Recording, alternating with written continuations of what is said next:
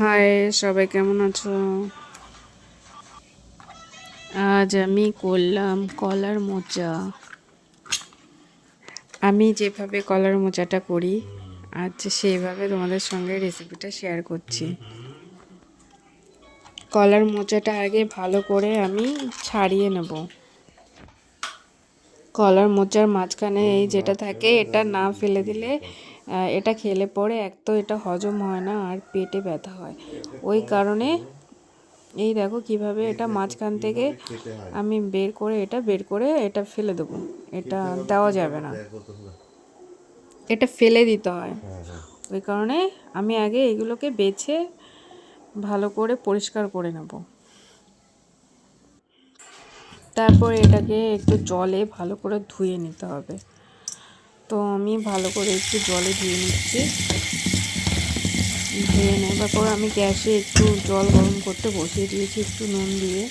তো জলটা একটু গরম হচ্ছে, তো আমি এটা ধুয়ে জলের মধ্যে দিয়ে দেবো। একটুখানি সিদ্ধ করে নিতে হবে, কারণ এই কলার মোচায় প্রচুর কষ থাকে, তো ওই কারণে সিদ্ধ করে নিতে হবে। আমি এই কলার মোচাটাকে বেছে ভালো করে কুচি কুচি করে কেটে নিয়েছি। তো জলে একটুখানি 5 মিনিট মতো সিদ্ধ করে নিয়েছি। সিদ্ধ করে আমি এটাকে একটু ছেঁকে নেব, জলটা ঝরিয়ে নেব।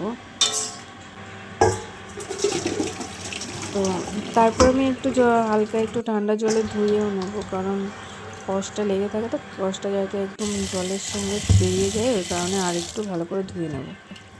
মশলা করার জন্য টমেটো, কাঁচা লঙ্কা, আদা, জিরা একসঙ্গে পিষে নেব।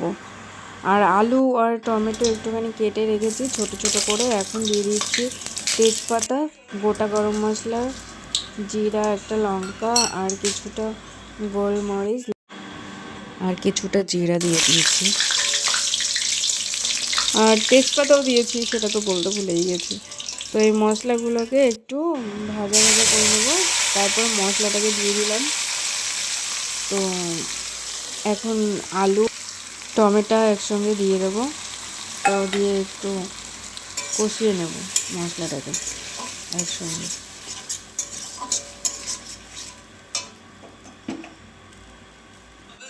লবণ পরিমাণ মতো, সঙ্গে হলুদ পরিমাণ মতো দিয়ে একটু মিশিয়ে নেব। মশলাটাকে ভালো করে একটু এখন একবারে কষিয়ে নিতে হবে।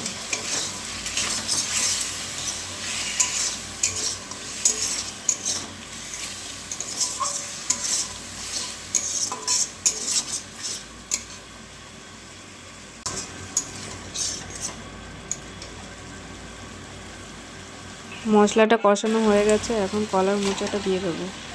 কলার মোচাটা দিয়ে কিছু সময় ভালো করে কষিয়ে এখন কলার মোচাটা দেওয়ার পর 10 মিনিট ভালো করে এটাকে একটু কষিয়ে নিতে হবে। তো তারপর আমাদের রান্না হয়ে যাবে।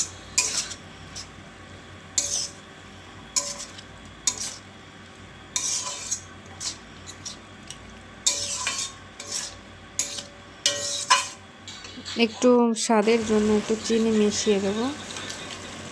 কলার মোচায় কিন্তু প্রচুর পরিমাণে ভিটামিন থাকে, যেটা আমাদের শরীরের জন্য খুবই উপকারী একটা খাবার, ঠিক আছে?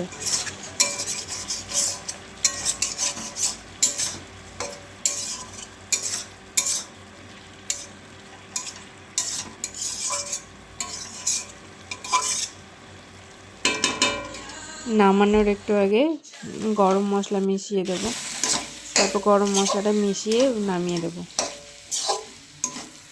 দেখো আমার কলার মোচাটা রান্না করা হয়ে গেছে, পুরো মাখা মাখা হয়ে গেছে। এখন নামিয়ে ফেলবো। কলার মোচাটা কিন্তু খুব টেস্টি হয়েছে, তোমরা চাইলে এইভাবে একবার বানিয়ে খেয়ে দেখতে পারো।